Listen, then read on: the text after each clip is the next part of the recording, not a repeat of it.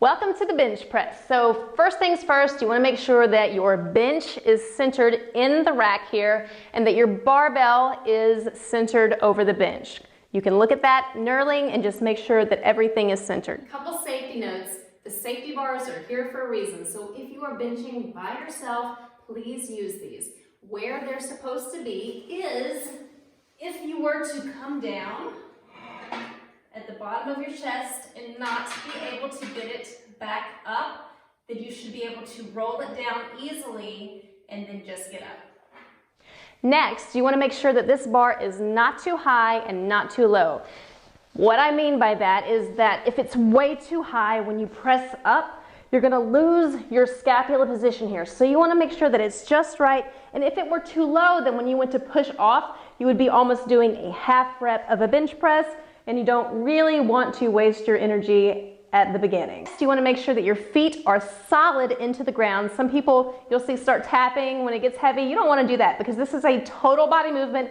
Use your entire body. Press those feet through the ground so you can have them pointed out a little bit if you want to. Some people do prefer to bring their heels up and push their toes in the ground. So whatever feels best for you.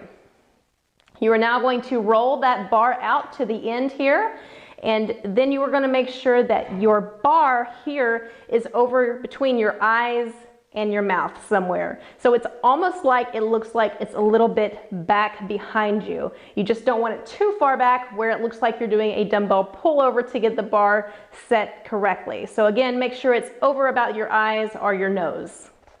Now when you grip your bar, you're going to look at the knurling here. I know that when I go, I'm going to do about shoulder width apart, a little more than shoulder width apart. That's what most people like. So I know that my thumb is going to go where the knurling ends, and then I'm going to wrap my hands around it so that we're even here. From here, you want to set your scapula by squeezing your shoulder blades together, almost like they're going into your back pocket, and really drive those feet into the ground. Some people do prefer an arch in the back when they do a bench press, and there is nothing wrong or unsafe about that. So if that feels good for you, go for it. A lot of power lifters do this in competition. Don't worry, you are not loading the spine, so it's completely safe. Now you're in position, you have moved this towards the edge, and you are going to unrack. Take a second, make sure the bar is about over your armpits. That's where you want to start. And then come down, physically touching your chest, and then pressing up and back. This is the path, the most efficient path of the bar. Sometimes people just press straight up. You don't want to do that. You want to your chest, and then you're almost going back into like an arc, like a J. So down to your chest, bar is over the armpits, physically touch your chest, and press back. Keep those elbows tucked. You do not want them to flare out, so you do need that tuck of the elbows.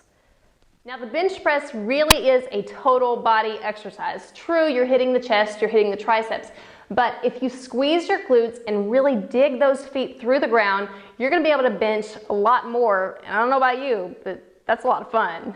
A usual way that you will see the spotter lift, if you need help, is to pick up the bar this way, but I would rather suggest to you that a safer way for your spotter to work is by using a mixed grip, one hand under, one hand over. This way, if they're lifting up, the bar has no chance to just slide out of their hands. So again, mixed grip, one over, and they can help lift it a little more safely.